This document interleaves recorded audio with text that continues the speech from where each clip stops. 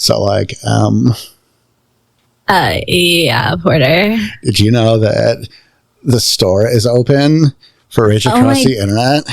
Oh my God, it is? Yeah, like, because we do Halloween and junk. We're celebrating by letting people, we're going to open the store, they can get stuff. Oh my God. Are there like mugs that I can like drink my coffee and like frappuccinos out of? And it can be pumpkin spice too. And oh my God, that's so fall. Right. And there's like totally shirts and hoodies. But like if you're married, you know, and I tell your spouse about it, you don't worry about getting in trouble because you could buy pillows and RAI blankets so you could sleep comfortably on the couch. Oh my God. Yeah, you're going to sleep on the couch. Yeah, isn't that hilarious? It's amazeballs. So funny. But like, we're only open until November 1st, so you can't screw around. You got to go do it. Like now. Right? Yeah, like, where do you go? I don't remember where it is. I'm like, it's rageacrosstheinternet.com. Rageacrosstheinternet.com? Shut up. No. I'm like going there now.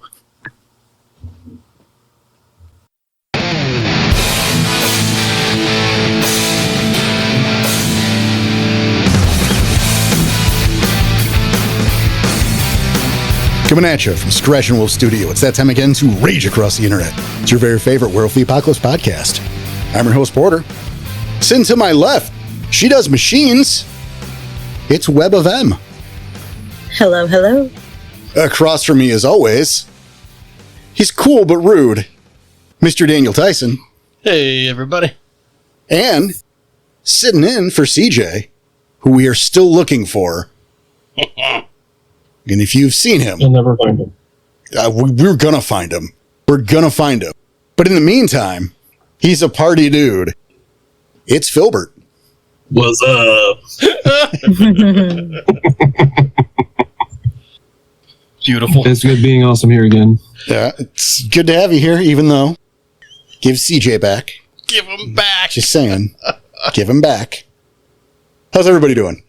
Doing great. And how are you today, Porter? Doing all right.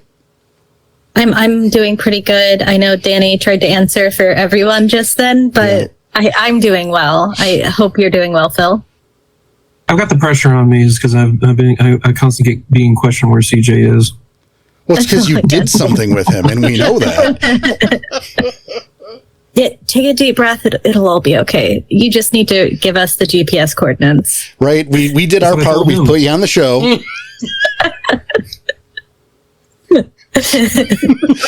Speaking of the show, welcome to Rage Across the Internet. This is our little fun time show where we talk about all aspects of World of the Apocalypse for storyteller and player alike, from the very rookie beginner to the seasoned elder. Today, again, we have our buddy Phil sitting in for CJ, and that's a fun little surprise.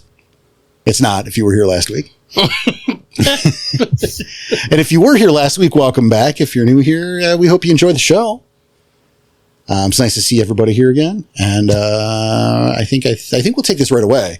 Okay. Into a little segment we like to call This Week in Bullshit. Hey-o. Danny, tell me about This Week in Bullshit.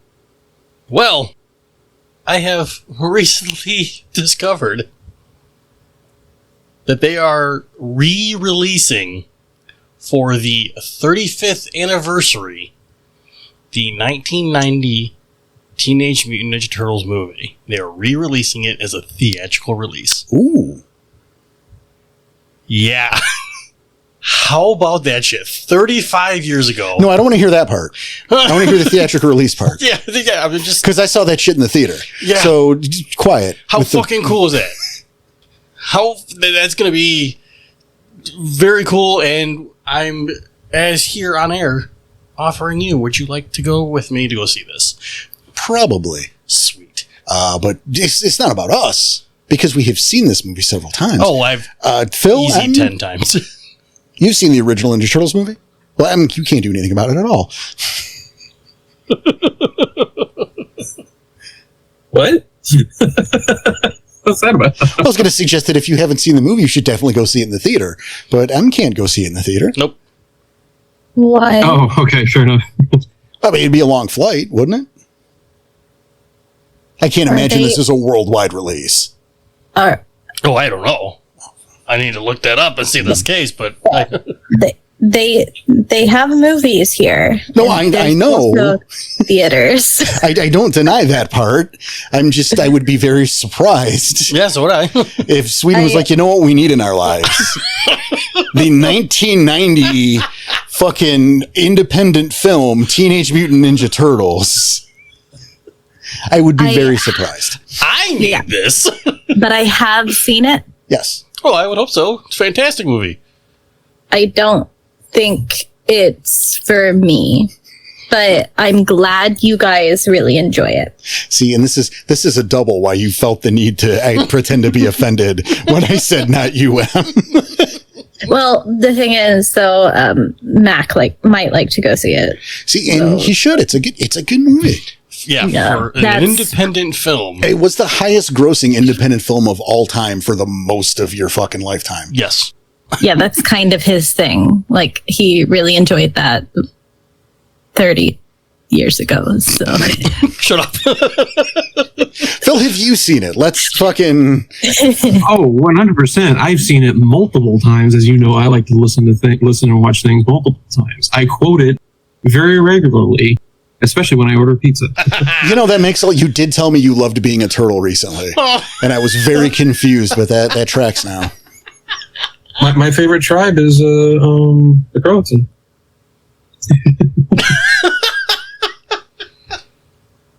And that's our show, everybody. Goodbye, Porter. Man. See what you did, Phil. No, but really, though, if you're out there listening and you've never seen the original Ninja Turtles movie, I mean, you should. Right, because it was really good. Mm-hmm. But if you get the chance to see that in the theater, I think definitely you should do it. Yeah, that's an awesome experience. yeah. When I saw that they're doing a theatrical re-release, I got super excited. Now, again, this is one of those movies I've seen easy 10, 15 times. I don't re-watch most things. It's one of my all-time favorite movies. So, being a theatrical re-release, I got super excited, and yes, Porter, I'd like to invite you and go see this movie with me. We'll see. Yeah. Sweet. So that's my This Week in Bullshit. That's it. That's all I got. Yeah. And what you got? Oh, I recently went to a restaurant here. Okay. It was a buffet. It was my first buffet here in Sweden. And it was Chinese food. Yum. It was very, very yummy. Okay. Very tasty. A lot fancier than most buffets I had been to in the US. I believe that. Yeah. And the coffee was nice, hot, and fresh. A few of us shared a bottle of wine. Well, At a buffet, even. Yeah. That's different. Yeah, they had a whole wine list, and you could buy it by the bottle. Well, my issue is I'm sharing the bottle. Oh, that is true. That was quite surprising. Yeah, I gotta pretend in public. Okay, all right. Important. Pinkies You're like, up. I've never had an alcohol before. This should be a neat experiment. And alcohol. And the coffee was nice and hot too. So you never really get that in the U.S. Fresh hot coffee at a buffet. Oh, I mean, there's not a lot of buffets around here. No. There used to be. I used to be. My Golden Corral. My 6th grade teacher was obsessed with a buffet, Swedish House or something. I don't remember. Oh, I'm sure it's been out of business for 30 years. But Yeah, the only two I can think of offhand are Golden Corral and Ponderosa. fun fact, I for years, and when I say years, I mean like the first 26 or 7 years of my life, thought Golden Corral was a strip club. I'd never gone in. It just sounded like a strip club to me. Oh my goodness. Beautiful. Was weirded out that it'd show up in strip malls next to like a fucking shoe store, like there's GameStop, a shoe store, and the strip club. That's super weird. Never dawned on me that it might have not been that.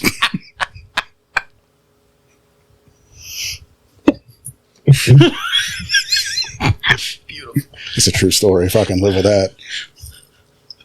I find it very hilarious because it reminds me of a Bill Engvall joke about how he accidentally took his son to a topless bar because it wasn't presented as a topless bar. It was like Cindy's Steakhouse or something like that, and they went in. See, fully dressed hostess sat down, not a fully dressed waitress. Yep. Those are real, by the way, because I almost went into one, and I was like, no, I'm going to Kansas. Going to Kansas? but nudity's illegal in Kansas. Oh, Yeah. okay. I've known a few people that they hate it. Weird. Okay. Yeah, I remember growing up, my dad and 3 brothers would love to go to Hooters in Twin Peaks. I was never really a fan.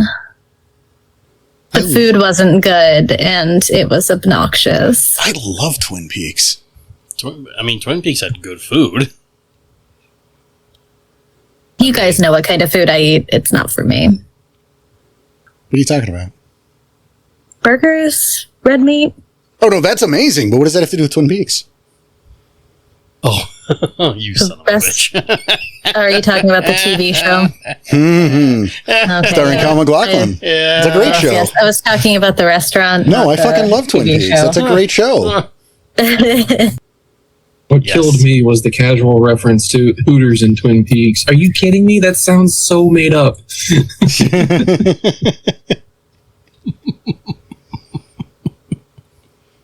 I don't think there is a Twin Peaks around here, is there? I've never heard. Growing up, I had never heard of that fucking. I mean, everyone knows Hooters. But Yeah. I don't know. I don't think there is one here. Not like America, like here Around locally. us. Yeah. I want to say yes, but maybe one. I could look it up, but I'll do it later. Yeah, it's not worth it. Well, it's like Sonic, right? Right. Like we had commercials for Sonic Forever. for decades, and we actually got a Sonic like 15 years ago. Right. Is it more of is Twin Peaks more of a southern restaurant? It might be. I just know I've never seen one. Like I knew it exists. I was doing a thing, but I've never seen one. No. Yeah, well, with Sonic, the closest one for us was in Ohio, but we'd get commercials for it all the fucking time. Well, it was brilliant marketing because they fucking spent years advertising shit we couldn't have. Yeah. And then they opened one and there was a line around that building for like 4 days. Yep. Nonstop. No, you're absolutely right. Oh, no. I would get updates from Chase because I was living in Arkansas at the time. I had a Sonic a block away and I would call from their drive-in and brag. I don't blame you. Yeah, I was such an asshole. I'm like, hey, Jessica, I just ordered a fucking burger and I'm waiting in the thing for the lady to bring it to me. And I thought I'd call and say hi. Yep. Would you like me to tell you how delicious this is in a couple minutes? Or I think I'd never like do it all. And we weren't going to get one for 6 more months. Yeah. Look, they're building one. Yay. It never appealed to me either, so. But And I speaking, worked at Sonic for 10 years. no shit. Yeah. It's more MD floor. Look at that.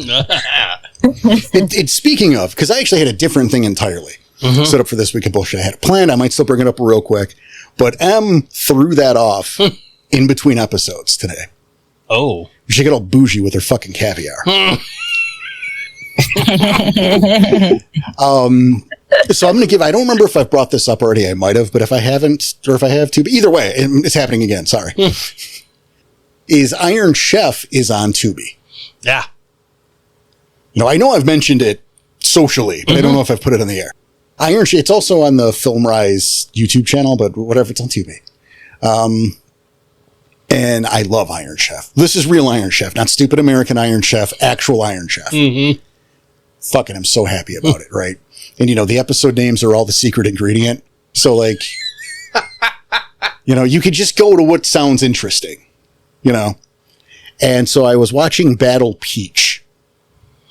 What is that? A peach is a fruit. Battled peach? Battle Peach. I don't know what that is. I'm going to make a wild guess.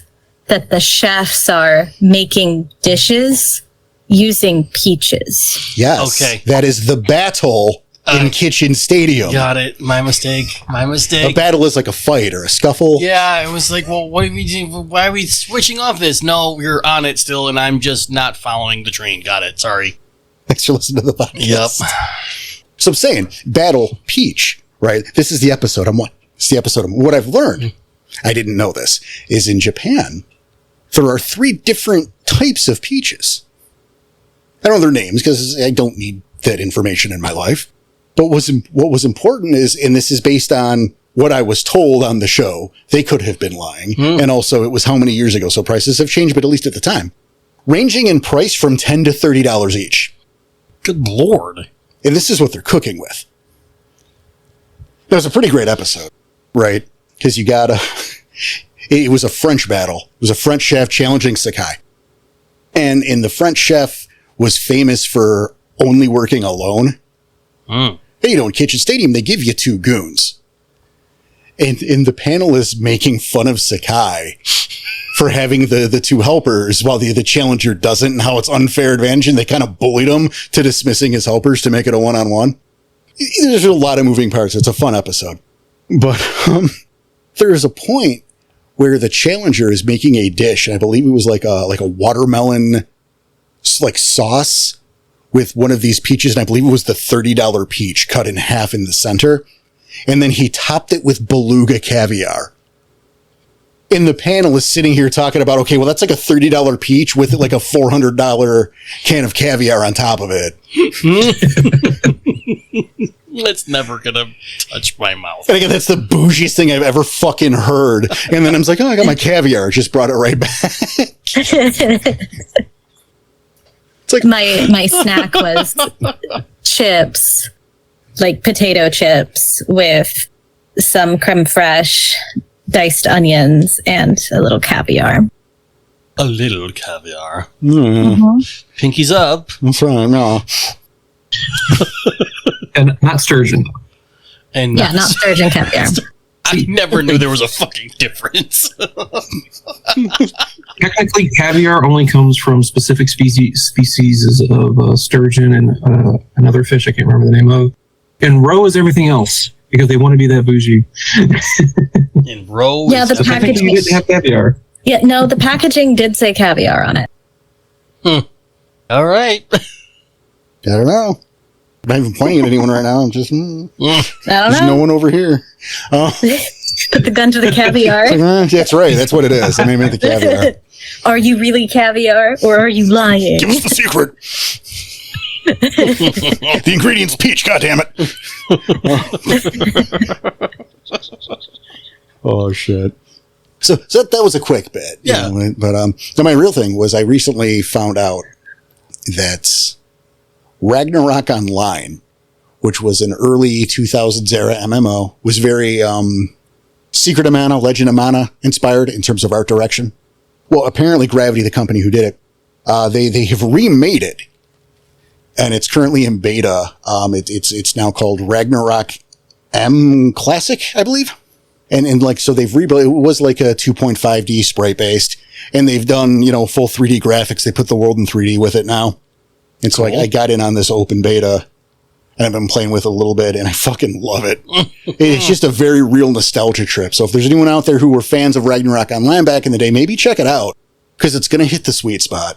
Nice. They have, they've, some modernization stuff. They've got like a server set up where it's only in-game funds. It's not, there's no pay to win. There's no battle pass. Good. It's just you play the game. You can get all your stuff with the gold you earn from killing monsters, not the gold you earn by paying for the platinum thing that transfers into the gold. None of that shit, which is really nice. And then they kind of throttle you a little bit, which might be a bad thing. Oh. But you have a quota of how many monsters you can kill a day before you stop getting loot and experience. Okay. Which on one hand sucks. Like, don't tell me how long to play. Makes it even better is you can set on auto attack in a zone and like list what monsters that are in that zone you want to target. And your dude will just run off and do it for you. Nice. So, like, I think the entire first show I was playing the game. I was in the other room. The computer was running, just getting experience for me the entire time.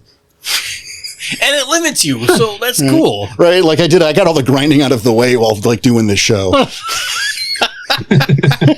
Sweet. Yeah. It was a lot of fun. And again, if you're out there, you're a fan of Ragnarok Online, check it out. Because it really hits the nostalgia sweet spots. Very cool. Oh, Phil, what do you got? I have a short one. I'm watching a lot of stuff. Last time I talked about Welcome to Raccoon City. I'm actually going to talk about something that I enjoyed. And I didn't realize I enjoyed it until we finished the first season. So me and Wrath watched Sweet Home. It's a Korean horror drama. And I won't get into it because I actually do enjoy it.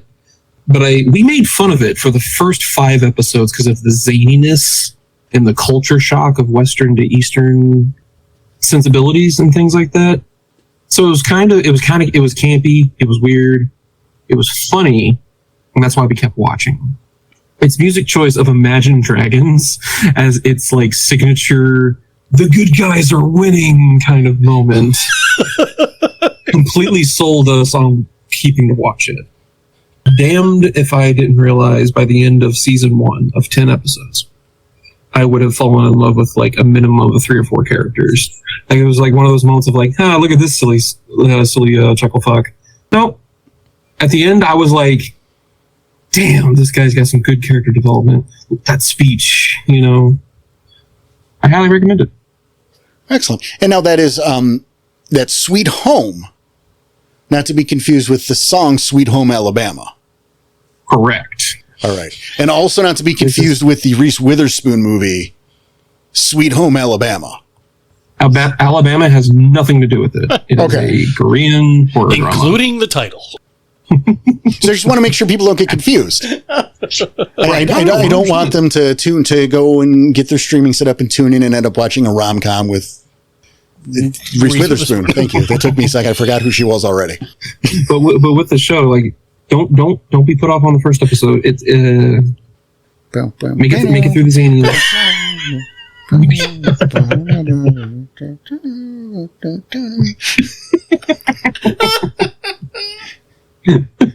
shouldn't have stopped. I was giving you a nice. I was laughing though. That's the problem. With me discussing that, Porter suggested something that I'm definitely going to start. We Are All Dead. All of us are dead. All of us are dead. All of us are dead. Sorry. I am so sorry. All of Us Are Dead is what he suggested, and because this is a Sweet Home unlocked this whole K-drama horror thing, I think this might be another thing to go down and just look for some, because the zaniness also applies to Inspirato. That's the last thing I want to say. Some of the monsters in Sweet Home could give you some Inspirato for some real fun Femori or spirits. Completely agree. Cool. Well, that'll do it for this week in bullshit. Let's get to the subject at hand, folks. Today we've got a little something, maybe a little bit different, but not too out of pocket. Through the course of running a tabletop game, we all know that there are plenty of things that can waylay your progress, that can disrupt a session. There's plenty of shit that can go wrong. And for as fun and as satisfying as the games can be, is the camaraderie, is a good narrative, is as much as those can be fulfilling and fun and just a blast. Today we have decided to talk about when it all goes wrong. And so we're going to have ourselves a nice little discussion about what do we do about, how do we prevent, even sharing experiences, stories, what we can about the times when things maybe aren't so smooth. Well, go ahead, Phil, start us up. Some of my gut reaction kind of moments is first things to start off with is the simplest ones, because everything can be going well. You're having fun, you're rolling it off, everyone's enjoying the session, everything the ST wants to do is going as planned. Maybe they went left instead of right, but you knew they were, so you're going with it. But then a botch happens. Honestly, the best way for me to, because there's ideas where botches, there's things online where you can look up like random roll tables. I know there's one for Garu, I know there's some for D&D, but we're talking about Werewolf here. I don't really like those randomization tables because they tend to bring in other elements in chaoticism. That's a word that can further derail. I feel like this is one of those moments of having a technique in your toolbox of improv, adapting, like Danny said, and how well you can do that. Because there's certain levels where people say botches should be detrimental to the point of this needs to change the game, or it can just be a minor inconvenience. Like you're trying to run, but you broke your ankle. Now you can't run, but you need to be running. It can be small stuff like that too, right? Botches can be one of those moments where all of a sudden the tension and the momentum that you've been building stops because your brain goes, I need to think through this. Keep playing games. Come up with ideas. Like have it in your head too. Think about it. So you have something in the pocket, but also at the same time, identify your situation and what would make this narratively better. Don't talk about how is it going to punish the player to its maximum. How is it going to create drama? Is my point with this whole thing. When botches are not a moment of screw your player over. How can you make the tension higher the moment? Is how I see it. Yeah, I like that idea of creating drama in the actual play. I think there is one botch. It was super awful when it happened, but it created a ton of drama when Night Fang botched his his role to change forms in the middle of a fight. It created a lot of drama in that moment. Him being out of commission for a while my character Carly and Ricochet had to do our best to finish the fight and then go tend to our alpha. Yeah, that situation I think created a really good amount of drama. Well, thank you for that. I didn't think that was the one you were going to bring up. And I, funnily enough, when you mentioned, Botch and Night Fang in the sentence, I thought, well, which one? And Botch Fang. I thought you were going to mention when he fell into the river. That's exactly down what the I was waterfall. We had to save his ass. That was the one that first came to my mind. That too. That one. Okay, yeah, that was a really good one as well. But I can agree with Phil and going on the same lines with them here because, yes, those botches can happen, but it wasn't detrimental. It was only detrimental when it was during combat. It's a fun time, and yeah, you kind of should be punished for it. It's a botch. But if it's not during, like, the heat of battle, that drama is for something else and more of for a fun time for us to, kind of all talk about and roll with. Well, you wouldn't have been laughing at me when it caught him. But... Mm-hmm. And I mean, yeah, it's, if you can turn it into something that will up the tension and, make for a more interesting experience. But no, I agree that there should be a level of punishment. Yeah. I mean, it's a botch. That's something bad's supposed to happen. And I think a little bit of that, though, is it's keeping in mind that your job as a storyteller is not to fuck up the lives of the people sitting around the table. True. It's, to provide a strong narrative, a good experience, and to tell the kind of stories that make them want to talk about them for years. That should be the goal. Agreed. Not how fast can I kill you.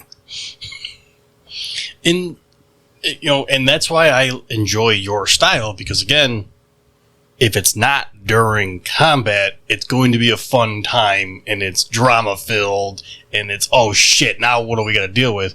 So if it is during combat, yeah, there's a little bit of a difference there as far as the tension's going. Or a lot of bit of a difference. I really like the fact that M brought up Night Fang's botched transformation is because that can also be another discussion because there's mechanical responses to a botch to an action, like changing forms. He couldn't change again for the rest of the scene. And that's one of those moments of like, do you want to throw the mechanical botch out of the way too? It's because in my games on the server, anytime there's a botch, the way I go about my mind is mechanically, you gain a rage because you botched. That's in the book.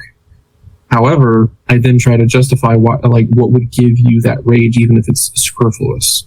Very recently in the server, Kid Ock was doing a run roll, they were doing run rolls to investigate something in the bond, and he botched. Well, there's not a lot of drama happening here, but what ended up happening is I said, you got your leg stuck between two rocks because you went over a log too quickly and broke your lupus leg. Gain a rage, and I want you to cuss the whole situation out right now. And it ended up turning into kind of like a little funny moment of like, you botched and you broke your leg. Aren't we supposed to be stealthy here? And he's just like, yep, ow. Just doing the whole thing of like, it also turned it into a little bit of a funny moment too. Botches, like I said, botches create drama, not horror. I mean, they can. Yeah, fucking hold on. I think we run into a problem with that. That I think when there's a botch on the show, that we, and it's the Schadenfreude of it all, right? Like, it should not be a laughing matter, but rest assured, it absolutely is. Because it's what's about to happen to probably CJ. Probably CJ, yes. Yeah. I mean, he did end up in a closet somewhere recently. How do you think I got him? Right? Botched in real life, brother. Sorry. That's how it goes. That's and how bad it things, goes. yeah, bad things can happen as a result of a botch, but not because of the botch itself. For example, Night Fang wasn't able to shift for an entire scene. If there was another thing trying to attack us, and for some reason either Ricochet or Carly was down and out due to the fight, it is a possibility that, I'm sure it is a possibility that Night Fang could have been hurt again if we were in a losing battle. I was gonna say, didn't he get fucking railed on? Did he get hooked? He might have. Yeah. He might have gotten hooked afterwards. Yeah, I'm pretty sure that was the fight with the hook. Yeah, and he got fucking ripped up. Yeah. Yeah, bad things can happen after a botch, but you shouldn't kill somebody over a botch. Well, you should never try to kill your players. Because as a storyteller, if I want you dead, guess what's going to happen? Yeah, you're just going to die. Right. Like, I can wave my storyteller, look at how small it is, hand, and just have you have a heart attack, be fucking heart disease. It's a carbon monoxide leak in your apartment. Fucking, you can do that if you want to be that guy about it. And that's actually, I want to pivot a little bit. Okay. To some just standard advice, because people get on each other's nerves. It's just a fact of people existing near each other. Or you don't even have to be near. Look at this. It's the internet. But people will get on each other's nerves. All right. We're all human. You have a bad day. Someone says the wrong thing. You're having a time. I don't know. The factors are fucking numerous. They are legion. And I mean, this is also good life advice. So fucking listen up.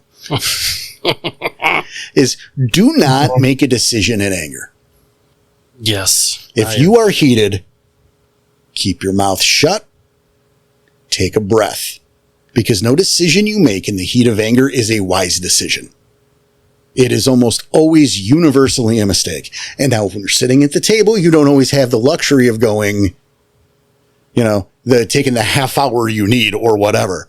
And this is really more what we're talking about. But just like in life, don't make decisions when you're angry. You're going to fuck it up.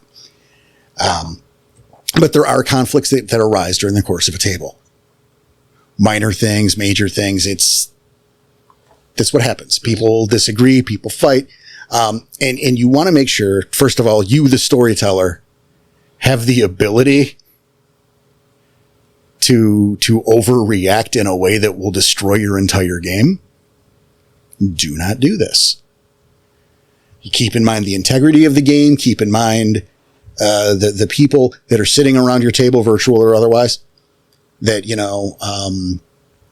I look at these guys and they're a great example, but they're also not a great example, right? Well, no, Danny drives down. He's fucking 30 minutes fine. Congratulations. I'm on the other side of the planet. Mm-hmm.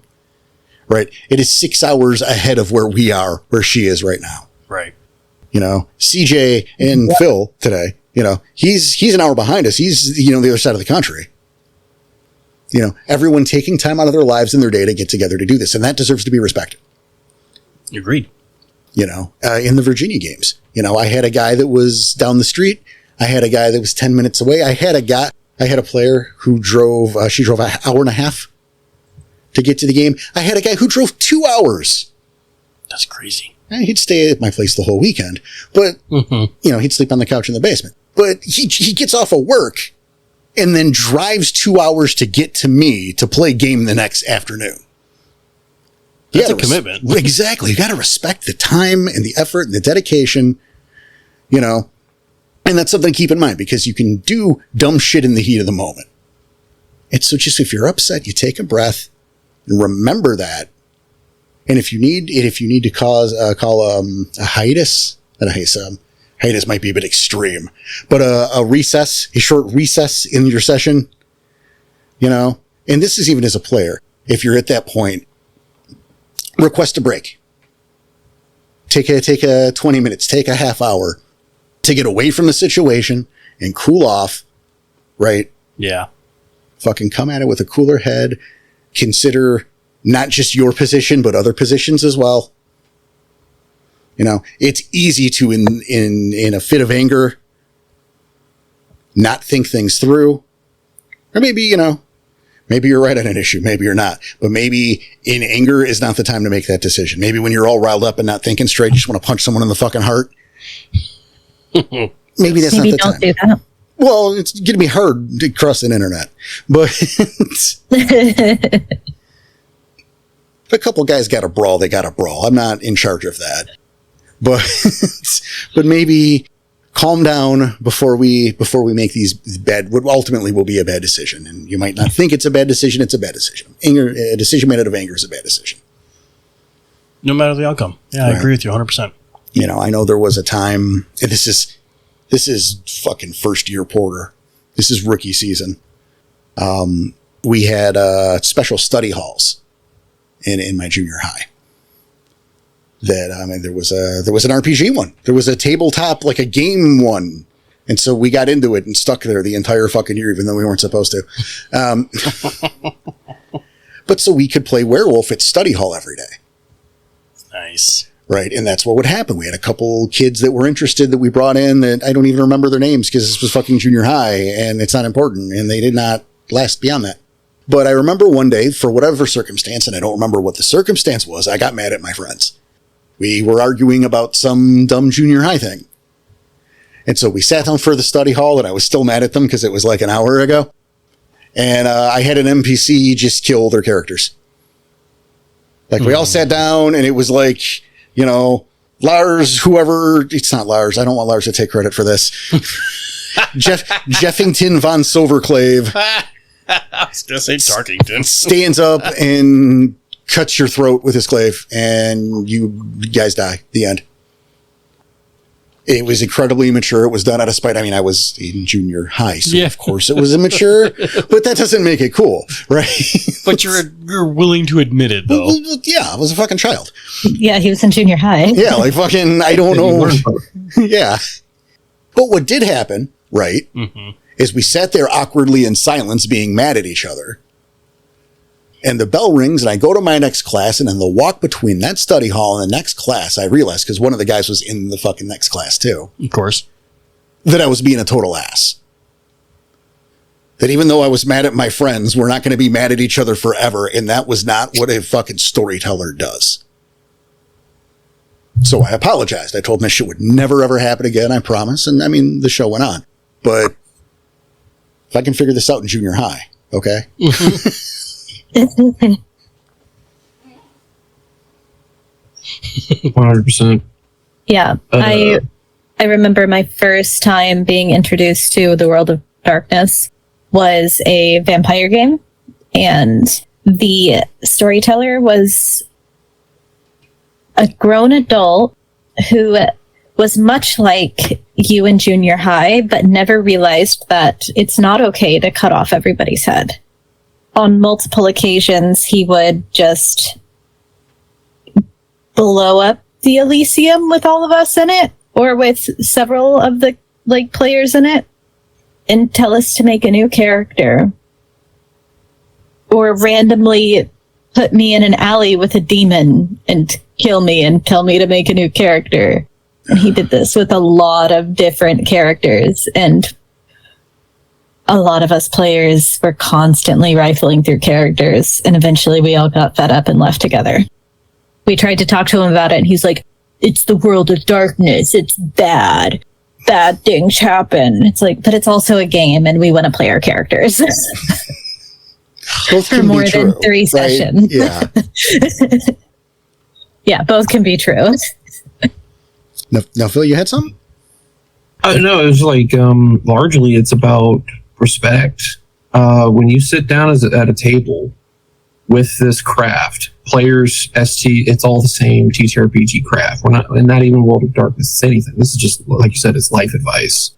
Narrowing it down to the table itself, there has to be a certain level of respect for the social contract. We talk about it all the time. Don't bring outside stuff into the game, and don't let things in game get outside of the game. Don't bring it in, don't take it out, because ultimately it's the drama within the story that you're trying to tell, or for the player side of it, the story that you're experiencing. Because I've had some horror stories with where I had friends not talk to each other because of what they did to each other in game, not even directly.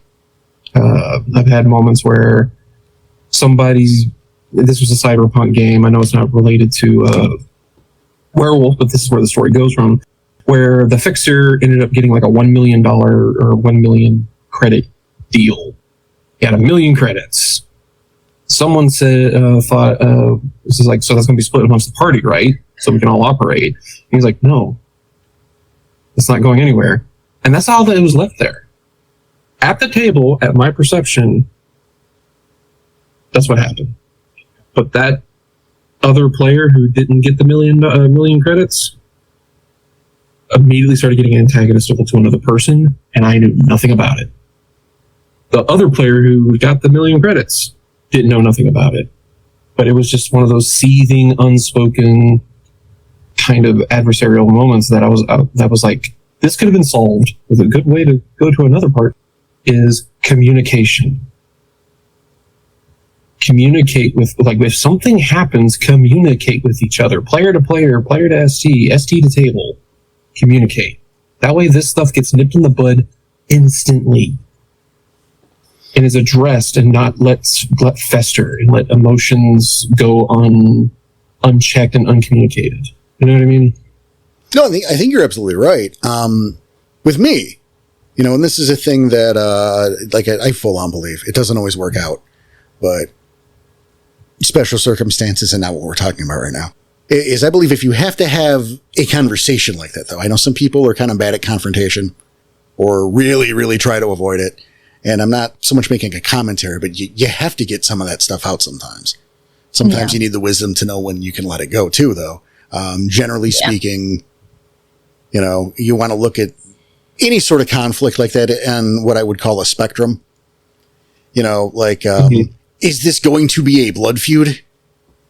Should be one of the first questions. Like, how deep is this going to go? How deep are you prepared to take this? Are we going to war over this issue? Mm-hmm. Or can we just let it go? And that should always be step one. Right. Yeah, is whatever this issue really that big of a deal right now? Right. That, but are you going to be mad about it in 3 hours? Are you going to remember it tomorrow? Really? And that's an important thing to know too, because sometimes it is, you need to let it go. Mm-hmm. It's not a big deal. It's not the end of the world, and it's okay to let something go. Sometimes that is the answer. Sometimes we see a pattern of behavior. And ideally we don't want to sit here and offend or hurt or whatever the people we care about. You got to navigate through all of that. Right. If you can't let an issue go, if it's a problem for multiple people and it can't be let go, if it's a pattern, the first thing I would advise is do this one-on-one. All right. Even if it's a thing like, there's 5 people at the table, 6 with the storyteller, and they all agree there's something with the storyteller, we have to have a conversation with them. It's probably best to elect one person to speak to that storyteller, because here's what happens. All right. That storyteller, if you sit around that table and you bring up this issue, and it doesn't have to be the storyteller, just for the sake of this, it is, right? Yeah. He's going to feel ganged up on immediately. Immediately, yes. And he's going to get defensive, and now nothing that's said is going to go through, because it now becomes about, fucking defending oneself, feeling, on the defensive. Or if it's not a united front against he won't feel ganged up on, but now he's going to want to save face. He's going to be embarrassed that he's being called out publicly and will likely double down. This isn't true all of the time, but these are very common reactions. I was going to say, it's extremely common, though. Right. So I would recommend finding a good moment and setting aside, again, make sure cooler heads prevail, have a discussion, not an accusation session, because that's what you want. You want everyone to be calm and cool and be able to listen and receive information and have a little bit of a fucking dialogue. That's what you want. That's the ideal. Am I wrong? No, not at all. Yeah, I was going to say, you can't just shake your heads, guys. Yeah, that's really on the nose. I would never try to gang up on somebody like that. Even if it's not ganging up and everybody's there and one person talks, it's going to feel like the whole room is talking to that one person. Absolutely. Mm-hmm. No matter what, that person's getting defensive.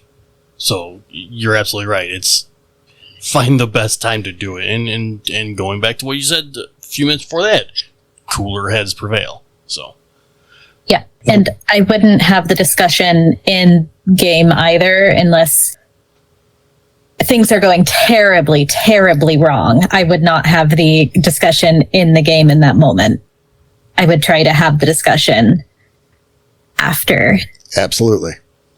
A couple hours after, maybe the next day, some time to consider what you're going to say and then have the conversation. Unless something is going terribly, terribly wrong at the table.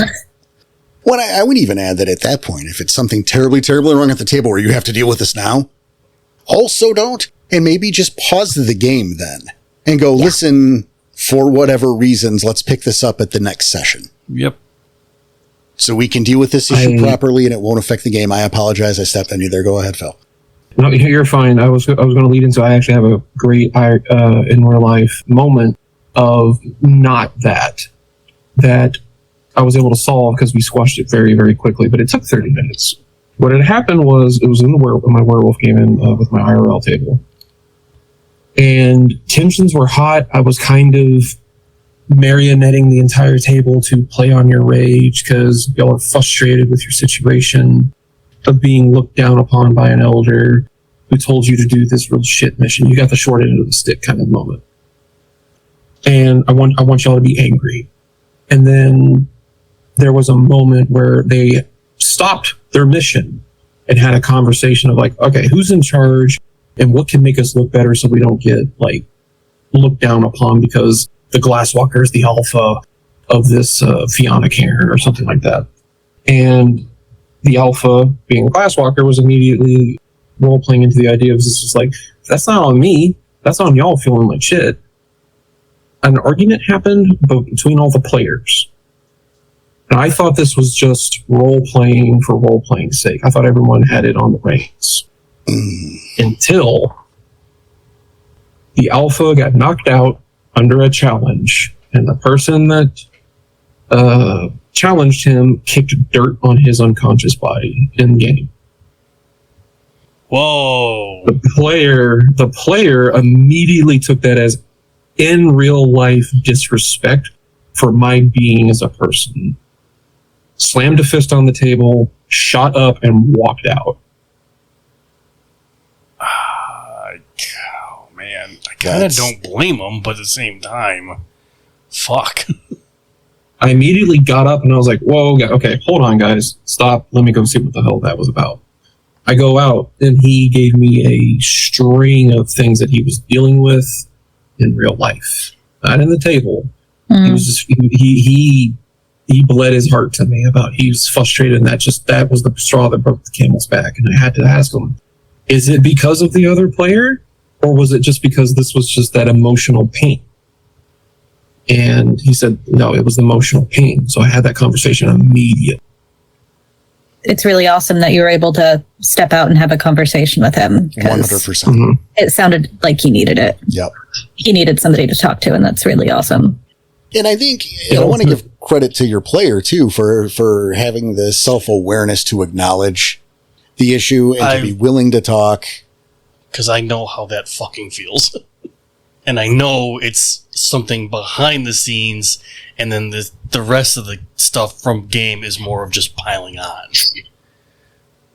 Or at least that's what it feels like. Yeah, just that catalyst at the moment. It's not the issue. It's not the problem, but it is today because of everything else. It's the last straw, but it's not even a real straw. It's just, but knowing the difference between it's a big deal. Yes. You know, to have the honesty and maturity to admit it.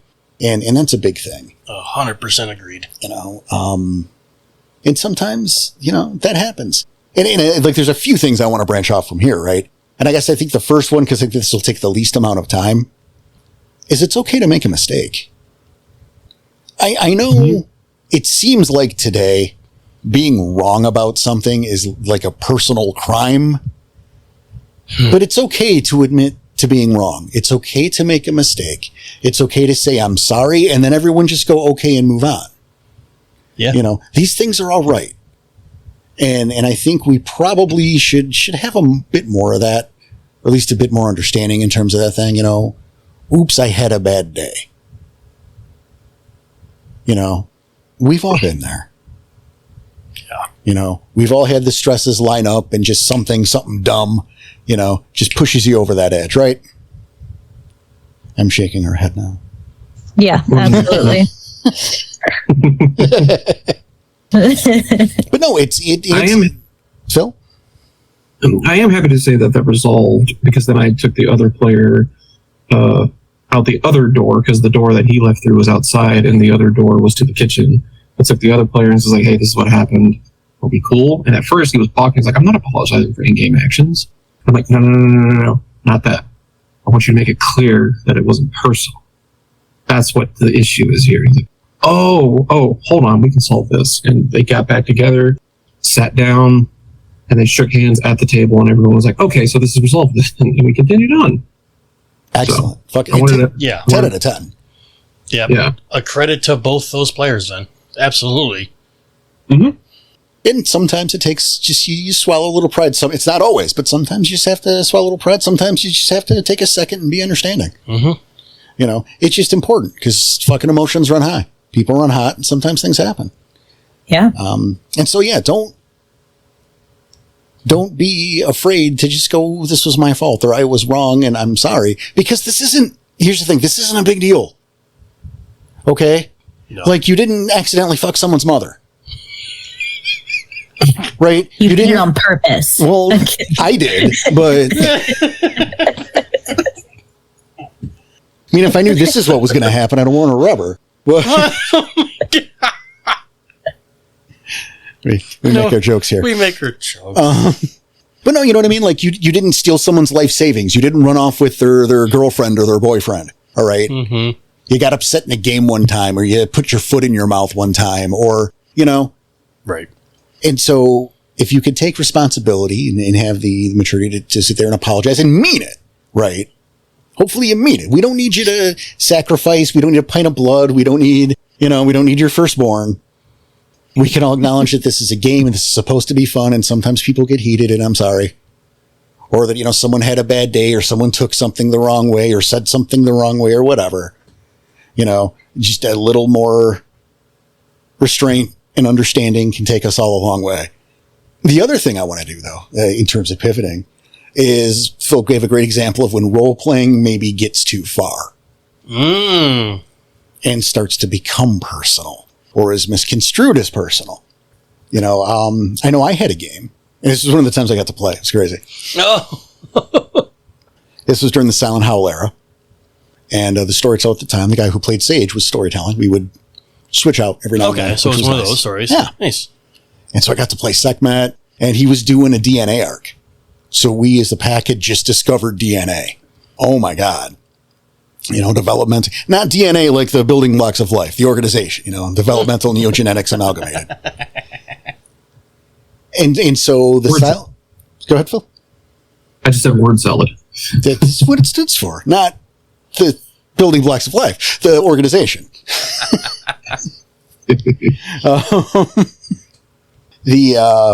But yeah, so the Silent Howl have found out that there is an organization that views them as a mistake to the world that is trying to remove the flawed gene, GLS that creates Garu. And Sekhmet is losing his mind. I can imagine that would, yeah. You think I'm a virus, something to be cured? Losing it. And so what does he do is he's trying to get more information. They're trying to get more information on like the different places. We're going to hit these labs. We're going to destroy this organization. Fuck them. And the irony is I was so in the moment, I forgot that Sekhmet had Truth of Gaia. Oh. He was interrogating and hearing things he didn't want to hear, and he starts torturing this man. And then he's getting too riled up, like me playing Sekhmet. Right. But this is an NPC, so there's no other person. And then, I hit as Sekhmet, like I look over to Ron and I go, cut his arm off. Fuck this guy. Cut his arm off. And I've got the clip. I'm getting ready to cauterize the fucking wound. He's not going to bleed out. I'm going to get everything I want to know. And what's left of this guy can live his life, maybe. God, dude. And the player, or Ron, looks at Sekhmet and says, no. I'm sure he lost a little bit. Fuck it. And now he and I, the players, we're face to face arguing and yelling at each other over this. Mm-hmm. And ultimately in game, we both frenzied. Oh, wow. Yeah. We both frenzied, and like they had to fucking trank us, drag us out of there. But we are literally screaming at each other because we're both so into the role playing. And I think it was me first, is I fucking poked him in the chest. Mm. Now I was still in the moment. Like I was still playing. I hadn't. Yeah. I know what you're saying. Yeah. Like I may have quote broken the rules by poking him in the chest, but I was still just playing.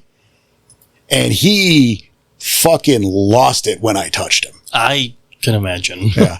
Immediately we broke character. It's like, whoa, hold on. We're just playing. You okay, man? Because this was one of the closest people in the world to me. This was family to me. I'm not about to hit you. No, I'm not fucking, no, we're just playing. But again, it was so intense that he got kind of lost in it. Yeah.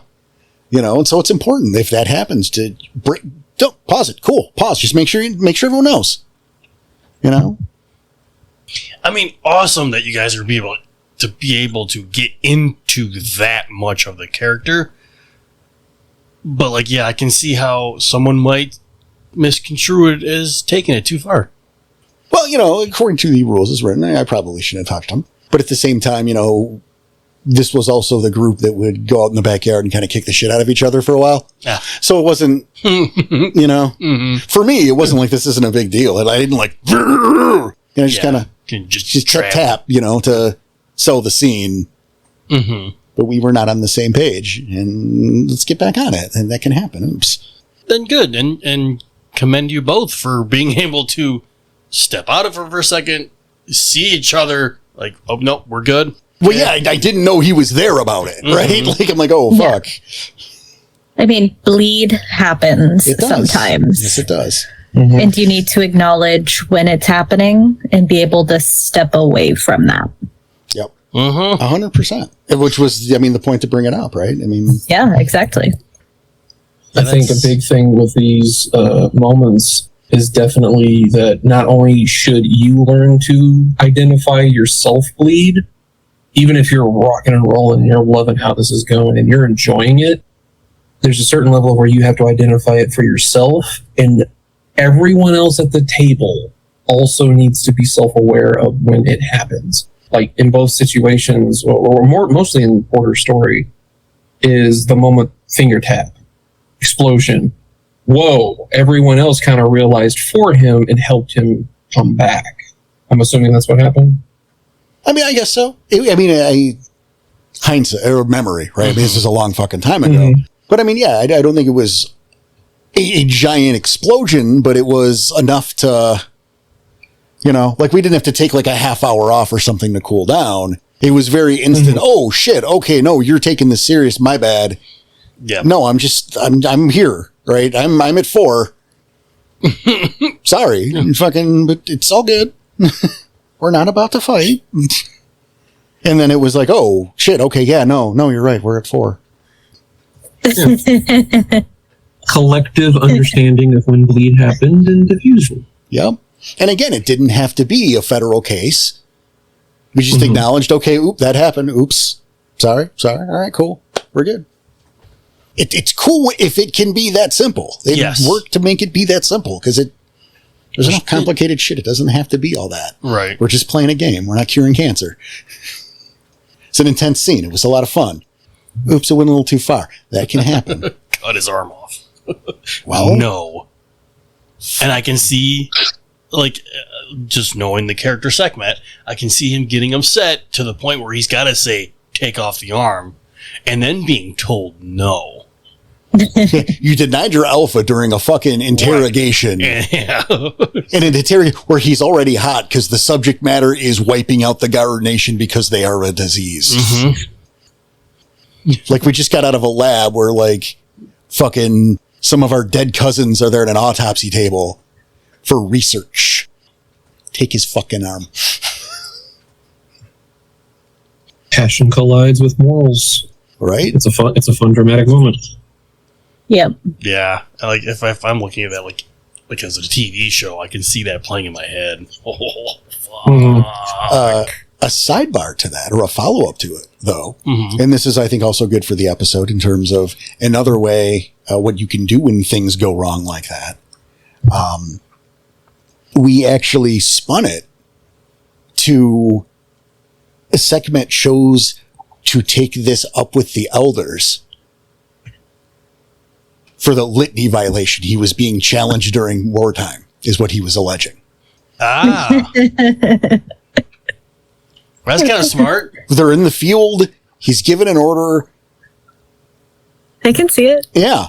And so, but what it led to was I had the separate role play sessions with every member of that pack where the elders are questioning them about the morality of the situation, about their morals in general, their loyalty, where it stands in terms of nation and tribe and pack and what that means to them. And so it became like 4 really interesting, good character sessions. Nice. So, the point there is when you have something that happens, don't be afraid to think outside of the box and find a way to spin that to elevate the game itself. Ultimately, we were kind of rewarded for it. Yeah, a little bit. But you did that as a team though, or as a pack. So good on you for everyone. I think that's the true skill that should be in every ST's toolbox. First and foremost, you have to get the experience of keep playing. Take this episode and understand like these are nuances that you can learn, but ultimately experience is going to help you the best in sharpening your toolbox, so to speak, and turning something negative into a positive socially or even narratively. Like with the example there, we turned it into a tense moment of arguments between players and pack, and then turned it into character development is another way of doing it. And that also takes a little bit of patience sometimes. When there's no actual heat between people at the table, you can use that to build something more positive on it. You're almost kind of looking back and laughing about it to a certain extent, but instead of laughing about it, you're turning into more creative richness for each other. No, I totally agree. And I think, as you phrased it, not literally looking back and laughing on it, but it's the same sentiment. And I think that's like a really good sentiment to hold on to. So thank you for laying it out that way. Because you turn the idea to be able to turn a bad moment into something good. And because of that, like you're saying, it's kind of like laughing it off. You have put a positive, I want to say spin, but it's like a little epilogue to the situation that ultimately makes it a better experience rather than something you can look back on and kind of stew about if you get a mind to. Mm-hmm. Now, I'm curious as far as storytelling goes, like if characters or players even are going one way and you need them to go somewhere else, and they just won't do it. That is a way things go wrong. Mm-hmm. Oh, yeah. Clearly, you three are storytellers. I am not. So, and then I know how, at least a few stories from Porter, because I've been part of them. But, like, how... Just fight the skull pigs, you dick. Fucking do it. I wrote it in twice. You know what, though? I'll even go, like, in a different direction with that, and with the end of The Guilty.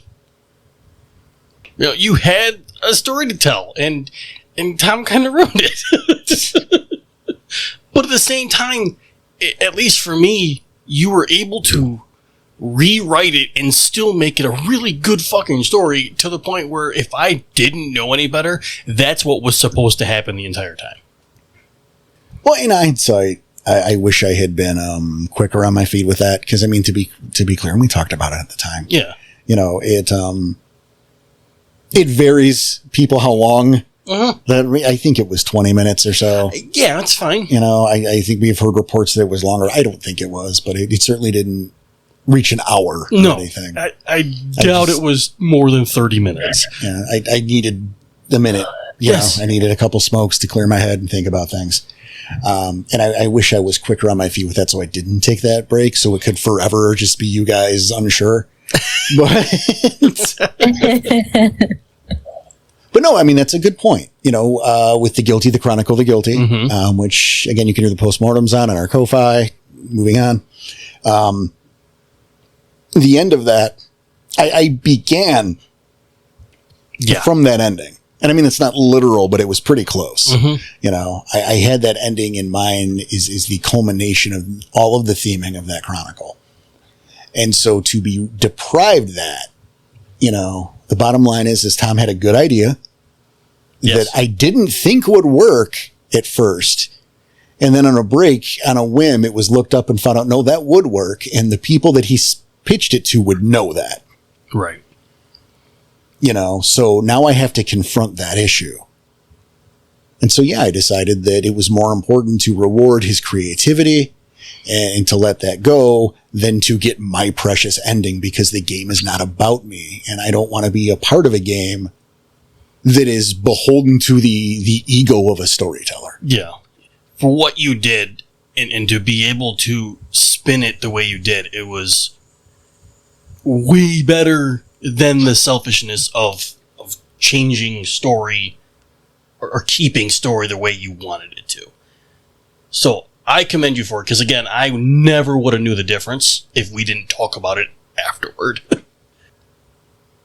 He was right, I was wrong, and fucking, we're not going to punish him because I didn't think of it. That's silly. That's the wrong thing to do. That would be things going wrong, But so what did you do is, I took a break. I rethought what we're going to do next, thought on my feet and said, okay, well, this cuts 3 chapters from the fucking story, but so let me quick come up with, what we're going to do here. And that's a shame we lost those 3 stories. But again, it's in service, because it's not about me. Right.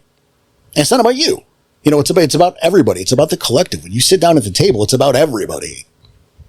It's the integrity of the game and what is best for the game, and it's not beholden to the whim of any one person. I don't care what your name is. 100% agreed. I love that statement. Well, thank you. Well, honestly, I think it's basic fucking werewolf. It should be. Right? Like, I think you learned that by learning about the game, right? Because it's about pack. Yes. It's about tribe. It's not about you. That's, people talk about how werewolf can be a problem and this and that. Well, no, werewolf has great fucking messages, like duty before self. Yeah. Like honor and loyalty. Right. I stand by this shit. Yeah. Community and spiritualism, Right? There's a lot of layers to it. Yeah, but I think that's the number one, though, is pack before self, big time. Yeah. It's you humble yourself a little bit. It's not all about you. It's almost never about you. So.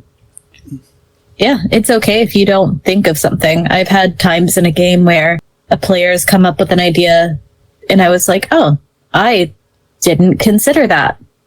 I take a second and I'm like, yeah, absolutely. Time to go in a new direction. Yeah, right? Yeah. Yeah, you could go that way. Oh, yes, that would exist here. You're right. And Wait, well, maybe. Let me roll for it. and you know, Leaving up the chance. yes. Yep, giving it a chance. You know, it's worth mentioning because again, this comes from story decisions, you know, and it's been written that, you know, the mark of a great storyteller, you know, you can have all the maps in your, you know, your 3-inch thick fucking script with your maps and the background and the detailed history and all of that is well and good, but to be able to throw that aside because of player choice, you know, that is part of what makes a great storyteller. I mean, you need all of it. Yes. You know, you need all of the skills to really, you know, but that being able to think on your feet and willing able to compromise or even find a way to work things around it's a very important skill, and you can only get there by practicing. But yeah, you know, you look at there's some great examples with you guys during In the Dark in particular. Yeah. What was that? Was it The Familiar Taste that went on for like 8 parts? Because you guys decided to explore the school Yeah. I think so. I think it was a Familiar Taste. Yeah. Yeah, because Carly was like, let's check out the Umbra here. right? And like for me, right, is this something going wrong? Yeah, because you are so far off book and I have no idea, right? But I can't just go, nothing, you didn't find anything. Get back to where I wanted you to go. Right. Yeah, I felt Danny trying to push me away. I knew it wasn't Rico. I knew it was Danny going, we need to go back. But he was saying it like Rico. But I was like, no, I want to see what's happening. Well, and it's funny because, and I have to, because we have time overs here, because by the time this airs, Phil will have heard it, but Phil has not heard it yet. Sucks. Sorry, Phil. So I'm going to work around this as best as I can. Right? Every time he's on the show, it happens. You know, recently, and I'm going to use that moment with the school and all that during the Familiar Taste where you guys went on that tangent that took like 3 chapters or 3 parts, you know, and I'm going to put that next to what happened during this latest story where you guys came out of a location and I re-described your surroundings based on your new point, you know, your new vantage point. And CJ's like, we're going there, you know, we're going left. Even though right was the plan from Jump Street. I remember Danny pushed back against that a little bit. Yes, and the difference there, right, is that M was exploring a new ground, and I have to go with that, right? I have to come up with something there interesting, hopefully. Hopefully it was interesting. Well, it was interesting enough. We went there. No, I mean, yeah, right? Fucking, and you came back there. Yeah. Yeah. You know, you went back to the school, so fucking clearly I did something right. But, you know, I gave you guys something interesting to do rather than scolding you or just trying to reel you back.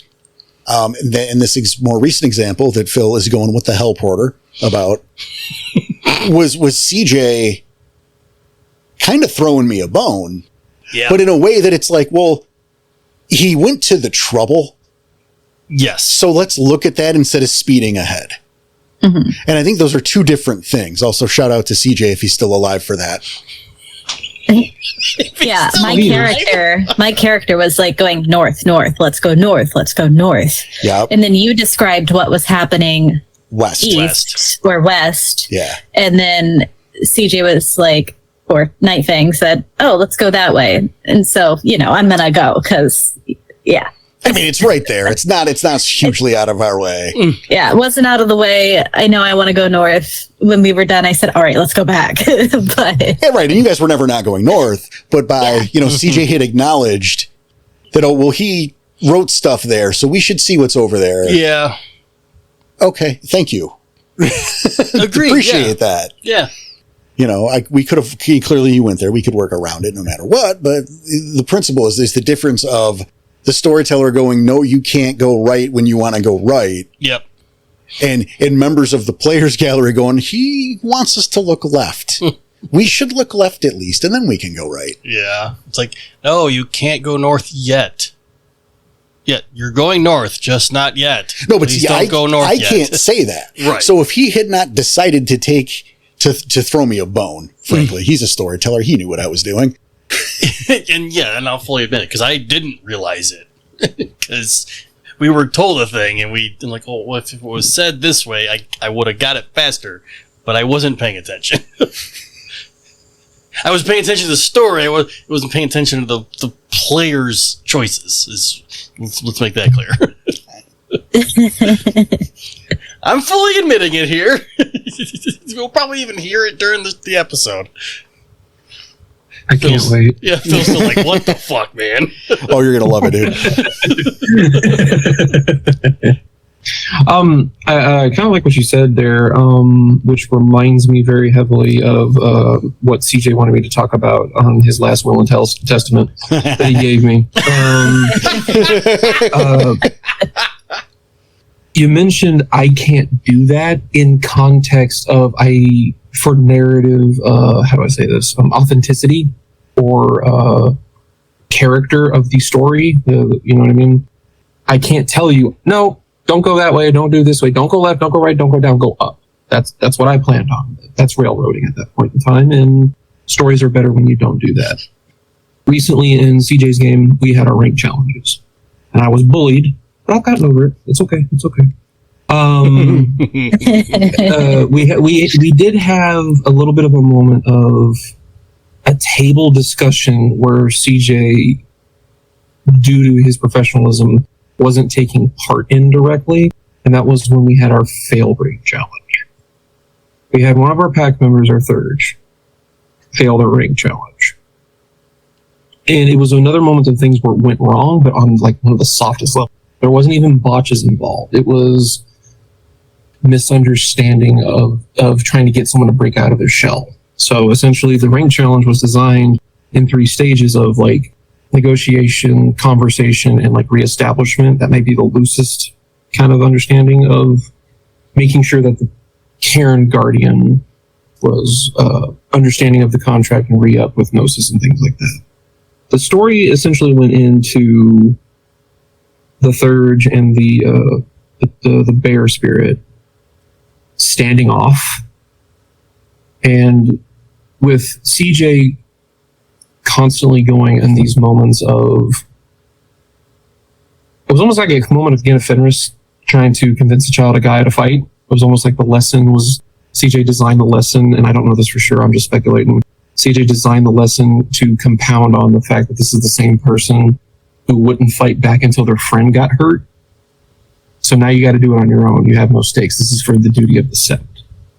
And so the bear was like, oh, I'm going to chew you up and spit you out and be, you're going to be my nourishment. And they're like, no, you're not. No, you're not. And that was all that would happen. So the standing up for yourself lesson got faltered. So it turned into a fight. CJ did his due diligence, says, you're fighting this bear spirit. Yes, okay, you fight. Roll initiative. Initiative was rolled. Attack was made. What are you planning on doing? Oh, I'm going to go for its throat so it doesn't stop. So it stops immediately from what I want to do. So are you doing a called shot or are you just trying to go for the throat? Called shot. Or CJ, keeping mixer cards close to his chest. They got a massive amount of damage and took the bear spirit's head off. Things have already gone wrong. They ask advice from our totem, which led us into a good thing where we had a massive, great scene of our totem showing the majesty of our totem coming down and trying to teach a lesson. The player then says, I can't do this. Or I don't know what to do, so therefore I'm not going to do anything. That is when the entire table asked CJ, can we help? And so we gave suggestions. My suggestion was, don't even go to the challenge master. Just make another contract. We have our totem here. It's a bear totem. See if we can get a brood member to reestablish the Karen Guardian. Bryn said, let our totem if we have to bite the bullet, let our totem be the guardian of the cairn of this area, and we'll just get another totem. We pitched all these different ideas. I don't like any of these decisions. I'm not going to do it. And then said, I failed this rank challenge to the one that gave the challenge. It was one of those moments where there was a lot of, this is not only going left, it's going left again, back to like repercussions happening, because now we have this real huge social interaction for the challenge, the rank challenge master, having to deal with the ramifications of having this failed challenge happen. And it was just one of those moments where CJ felt like he can't force the hand. He just can't hand wave the moment of I'm forcing you to do this. So I'm going to tell you step by step how to do this. Yeah, that's a lot of shit. There's a lot. That's a rough situation. There's a few, I think, different, for lack of a better term, milestones attached to that. Right? Mm-hmm. Mm-hmm. You know, I think there's a point. I mean, you have to factor in the experience level of the player, which I will assume is low. I'm not asking, I'm just assuming. So, I mean, at that point, right, you want to help out a new player, but you can't give them all the answers. And I think back to, Danny, to you and Jessica doing your rank challenges, where you guys both fucked the dog, and I just kind of passed you. Yes. Which probably wasn't the ideal thing. But for me, I felt bad because if you recall, Tom was leaving the game for a while. Yeah, he passed his. I suppose I could have made that into a thing, right, where he leaves the pack because he is elevated and sent somewhere else as a fucking Fostern, and you Cliaths who suck have to do your first year over again. Could have done that. Maybe you should have. Maybe I should have. Maybe. But it's not what happened. But I could see that situation, right? Because again, you have a pack, they're doing the rank challenges. Phil, I'm assuming everyone else passed. Yes. Okay. So again, now you have a situation where it's one person and you don't want to single anybody out, but you don't want to cheat. It's a tough fucking call. Yeah, it's a very tough call. You know, I applaud the idea of letting the rest of the group step in to try to help because it's an inexperienced player. If you recall, I did something similar with you where I just left the room to go have a cigarette or two. And I'm like, well, this door's going to be shut, so I can't hear any conversation that goes on while I'm not in the room. Yep. So if there's something you need to talk about. Right. And suddenly you've got a room full of people giving advice that the storyteller did not say was okay, but did mention he can't hear you through this big, heavy door wall. It's crazy. It's crazy. Yep. I got to go AFK somewhere where I can't hear anybody commiserate, which you shouldn't do. I had to use the bathroom, and there's a folder here. So while I'm gone, you better not open this folder while I am gone. Thank you. That's too far. That's letting them look at your maps. Don't do that. Yeah, don't do that. It was one of those moments where I ultimately feel like, whether it was inexperience, probably not to a certain extent, but I feel like it's more about maybe, because I don't think the conversation that we all had at the table helped at the end. Because ultimately it was decision after decision. Now here's more decision. I think it was mostly on decision paralysis. And they were the last one to finish their challenge. So maybe it was also some social pressure to succeed. But then the hiccup destroyed their confidence. Because you could have told, you could have seen it, or seen the signs that the moment that misunderstanding of what CJ was asking for with the called shot and then an immaculate roll, it destroyed their confidence in doing anything else right after that fact. Which is, I mean, that sucks. It's not what you want. It's unfortunate, but that's the way the dice roll sometimes. You've been pretty quiet here. Yeah, Theraging is hard. It is. Mm-hmm. Yeah. So I've just kind of been thinking about some of the rank challenges I've had as a Thurge. And I've definitely been pretty close to failing some of them. I think I told the story about one of my rank challenges being making a fire spirit swim. Recently, in fact. Yes. Yeah. It's a good story. Yeah. I believe everybody there at the table thought I was going to fail it. And I think somewhere when I was about to do it, I asked about the amount of oil in the water and made sure the area that I released the spirit had plenty of oil was what saved me there. Otherwise, I think it would have squelched the spirit. I think for the player, Yeah. I mean, obviously you want to say don't get discouraged. Keep Yeah. trying. Thurging is hard. Thurging Right. is so hard. And I know CJ. CJ is a damn fine storyteller.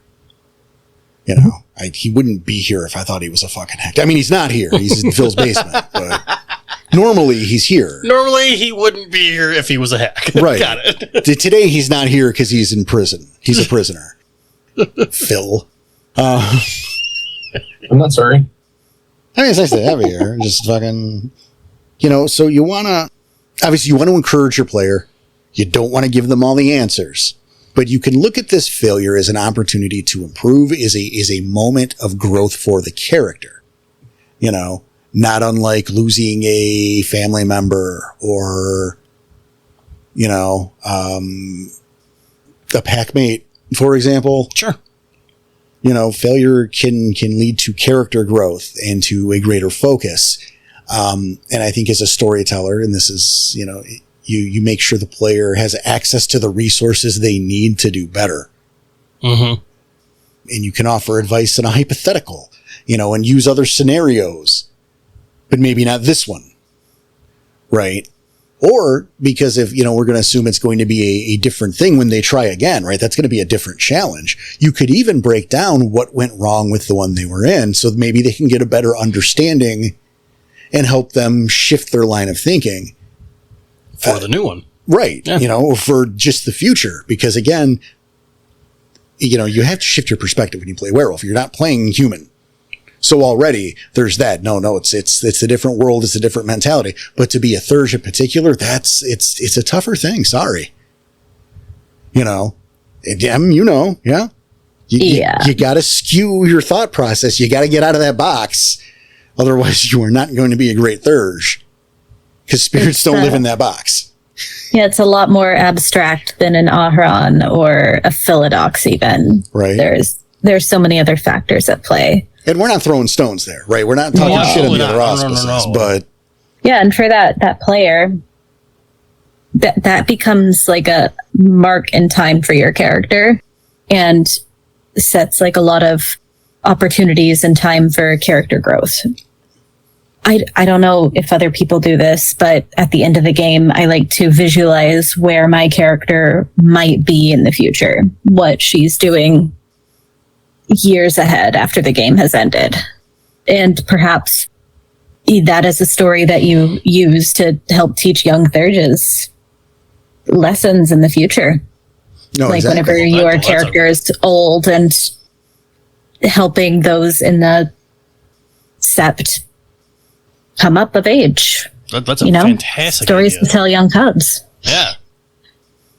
I I'm love straight that up idea. imagining a future scene where it's like we tell that the Thurge in CJ's game tells that story, and then does the big reveal of like, and that Thurge that made those mistakes all those years ago was me, the one teaching you now. So hop to it. That's an awesome idea. Well, and it's a great point you lay down, right? Like this would be going back to life advice as well, right? We get wisdom through experiences and usually through fucking up those experiences. That's how we gain wisdom. Yes. Yep. Like you can Google a thing and learn a thing, or just read it back and not learn it. Yep. But you don't get wisdom by Googling a thing. You get wisdom by fucking up. And then learning from that mistake. Yup. Oh, that's how to not handle that. Got it. Mm-hmm. I just had a fun thought of this whole conversation we're having. It actually kind of leads us down the Garu renown. Honor each other, gain wisdom through your mistakes, and have the glory of telling stories with each other. Love it. See? Yeah. Werewolf is the better of the RPGs. Just saying. It's pretty good. It's a weird fight to pick at the end of that. But, Em, you were going to say... I was going to say, I have an IRL story of an actual lesson I've learned. All right. You know, when you're a kid, they always teach you to be safe with knives. Familiar with that concept? Yeah. But nobody ever sits there with a knife and is like, hey, this is how you use it properly. Nobody did that with me, at least. Okay. Well, one day I'm in the kitchen with a big old butcher's knife and a plastic bottle. I know where this is going already. Were you trying to make knife soda? No, I was just trying to cut up the bottle, and I almost cut off my pinky and all 4 of my other fingers on one of my hands. And I have scars Oh my God, all across these fingers to this day. Samesies.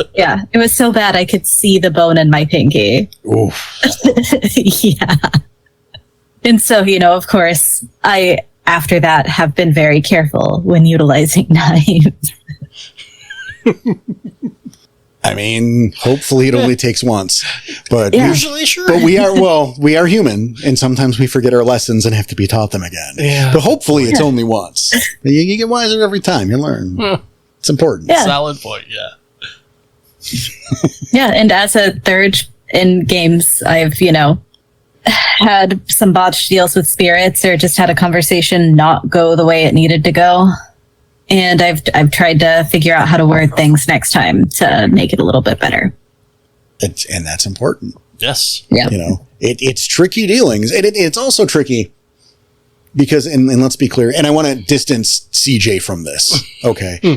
Because Yes. like, this has nothing to do with CJ. He is no longer part of this. All right. I don't want anyone fucking reading the wrong shit between the lines. I get what you're saying, yes. Like really, Respected that. right. Really, he's busy today. Okay. Nothing happened. Everything's fine. We just wanted to keep going to get our backlog to rebuild it. And Phil was available. So fucking here we go. So thank you, Phil. No one read into shit. But no, for real, you know, when we're talking about spirit stuff, we're also beholden to the ability of the storyteller. Yes. All right. This is where I'm super divorcing from CJ. Because I'm going to say that if your storyteller is maybe a little thick, you might have some trouble with those spirit dealings because the storyteller is writing out of his pay grade.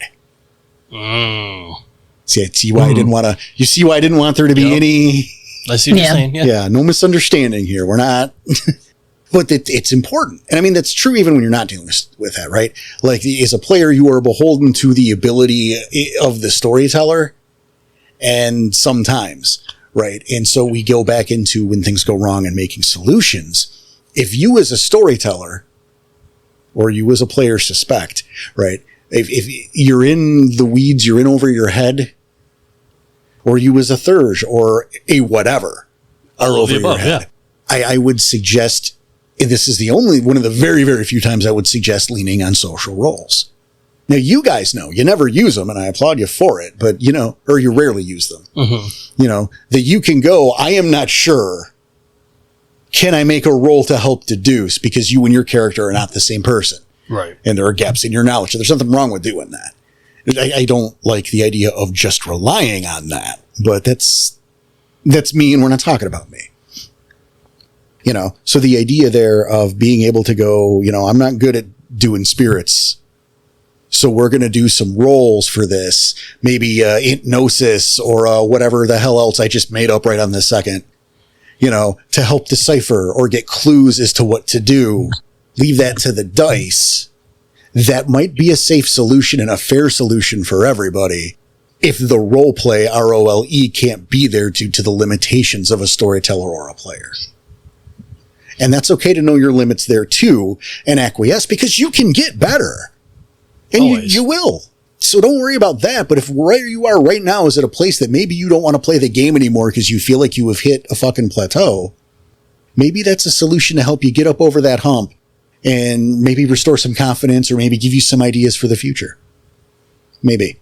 I like it. No, I love that rundown because it's like one of those moments. The big thing you're saying there is like, once again, we're saying it in different ways, but ultimately, it's okay to make a mistake. It's okay to know your limits. Don't think you're going to remain stagnant. You can take a breath, take a break. Eventually, you can gain knowledge, ground, experience. It will happen, whether you intentionally do it or not. Agreed. Yeah, 100%. Don't be afraid. And again, you will only get better, right, Em? Yeah, absolutely. And don't be afraid to ask for help. I know that in the past, I've had storytellers who have not been super adept at certain situations, and I'm not the best at expressing myself sometimes in a charismatic way. So I've had times where anytime I tried to say or do something social, the NPCs would always think I was a freak or a weirdo and didn't really take me seriously. And I'm over here with, like, as a character with charisma. And I was the face of the party, but because I guess they had a chip on their shoulder about me, or maybe they didn't like how the way I worded things, they thought I was a creep or a weirdo. Did you? I mean, and you probably felt like, what the hell are you doing here? And that you don't belong here. Exactly. It didn't make me feel very good. So I don't know. I would also give advice. I try to keep that in mind whenever I'm storytelling, that the way that my players are trying to talk to my NPCs, I try to take it in the direction of their character and not the way that they would say it. I'm not taking this as Porter saying it. I'm taking this as Porter's character saying it. And how is that going to influence how my NPC reacts to it? That is a great point you brought up and a great piece of advice. Anything to remember, right? Because it's not me, the storyteller, talking to you. I am playing the character. You know, if you walk up to Kasai Moonwalker, she is going to be a bitch to you because Kasai Moonwalker is a bitch. She's a hard ass. Right. Whiplash is going to tear you down and insult you. Just to build you back up stronger. Right, but the ultimate goal is not important right now. The point is he's going to come at you. Yes. The same way you go to Swingbird is going to be kind and gentle and inquisitive. Right. None of it's personal. None percent of it. It's all the character themselves and your players or your player characters' relationships with those. And that's a great point. If you're out there and you're thinking, oh, the storyteller hates me because he said mean shit to me, or he said a bad word to me. Well, first of all, we're adults. Get over it, or we can. But it's a word. You'll be fine. But again, it's not the storyteller. It's the storyteller wanting you to get the most out of the experience. Yes. Right. It's like, you're welcome that he's a dick to you because you have an interaction with that guy, and that can change based on the future interactions. And it's not Cardboard Town. Awesome. You're welcome. You're welcome. Yeah. Your storyteller cares enough about you and your experience to get you out of Cardboard Town. Mm-hmm. Sorry, I didn't mean to trail off on you, Em, but it was just such a good. I had to point it out. It was such a good point you brought up. Yeah, no, it makes sense. And I had brought up those concerns to that storyteller. Like, hey, I have a lot of charisma as this character. Why is nothing I'm saying being taken seriously? Excuse. I left the game pretty soon after because I was no longer having fun because I wasn't able to play my character. I felt like I was getting bullied for my inability to express things the way a very charismatic person would express them. And that's fair. And see what I would say to that, because you do have, right? You do have people who are playing against type and branching out, and that's important. And you've heard me talk about this, whether on air or not. You've heard me talk about this, that the effort is the worthier part. 100% agreed, yep.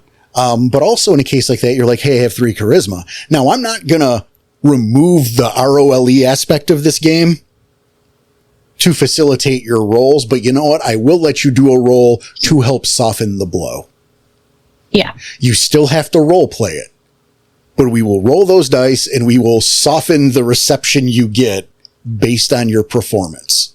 I call that meeting you halfway. I do too. And it's awesome to find a middle ground like that, rather than just one extreme or the other. Again, remember, it's not about you. Your idea is not the end all be all. Be receptive to new shit. Yeah. Not every new shit. Not every idea is a good idea. Feel free to say no, but consider a thing. Well said. Also, if you're going to say no, tell them why. That too. Yeah. That's a personal fucking... That's been a 100%. staple. Yep. No. Don't be afraid to say no, but always tell them why. Because you don't want people thinking you're just shooting them down. If they understand why you said no, everyone has a better, they have a better understanding of what's going on.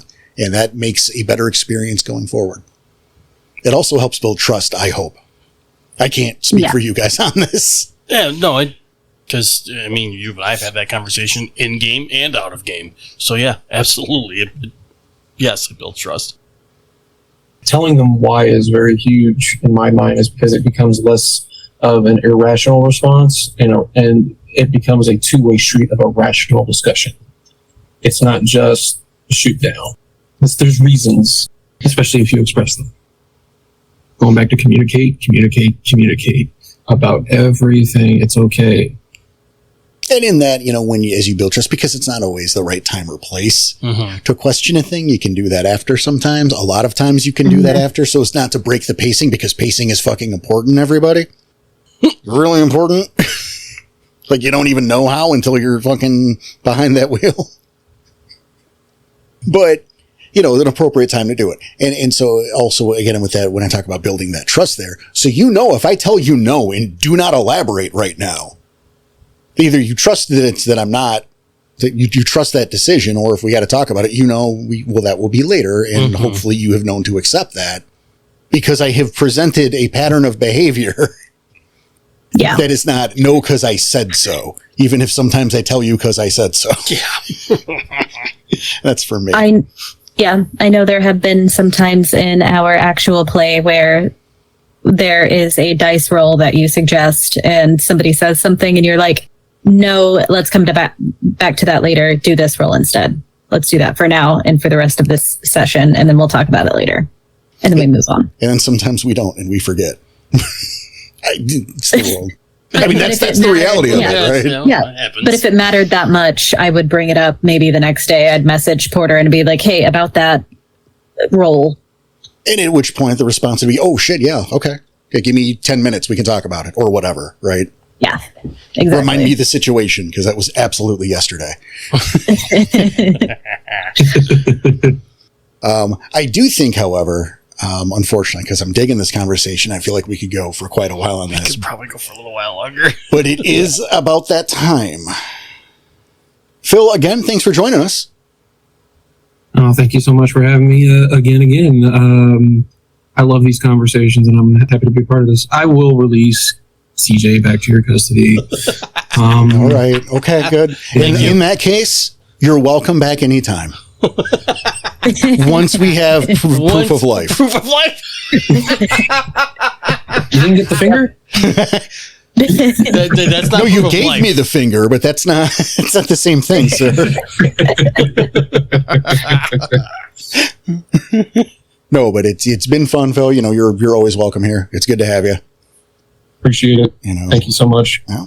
Looking forward to the next time. Absolutely. And with that, on behalf of Em, Danny, and myself, we want to thank everybody for listening and your support, and for you sharing the love of this show and help getting the word out. That's so important. It's just generally thank you. And we will see you next week. Well, for the Let's Play Yeah. And we'll be back. 5 years plus. We'll be back. There ain't been a Tuesday where there ain't been a RAI. That hasn't happened. So, again, thank you so much. And remember everything we talked about today. We can always be a better version of ourselves, and it's probably best, to try. Try. Until next time. This is my weird little moment of wisdom at the end. Take it easy.